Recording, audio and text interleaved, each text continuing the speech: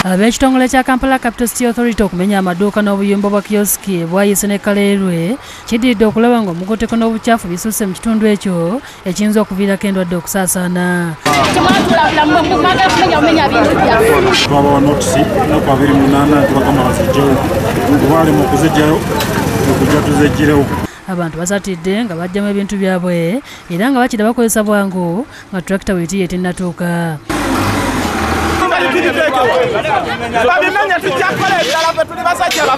Abavubuka baddewo nga balonderera ebimu ku bintu balowoozeza nti biyinza okubayamba.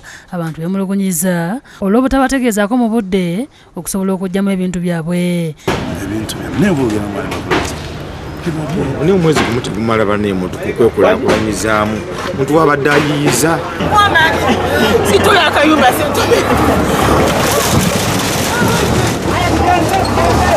Akulidde mu kikwekweto kino Stephen Polekap Waiswa ategeeza nti ebikwekweto nga bino byakugenda mu maaso. Agenda mu maaso okuba wano tukoledde bwayise ku Northern Bypass naye nga tugenda Kaleerwe tunavayo tugende Kikaaya. Bo abasobozi ku kizimbe kya Cornerstone ekisangibwa ku luguudo lwa Kafumbe Mukasa mu kibuga Kampala beekalakaasiza ne baggala amaduuka ng'entabwe eva ku masannyalaze okuggyibwako okumala wiiki nnamba ekizingamiza emirimu gyabwe.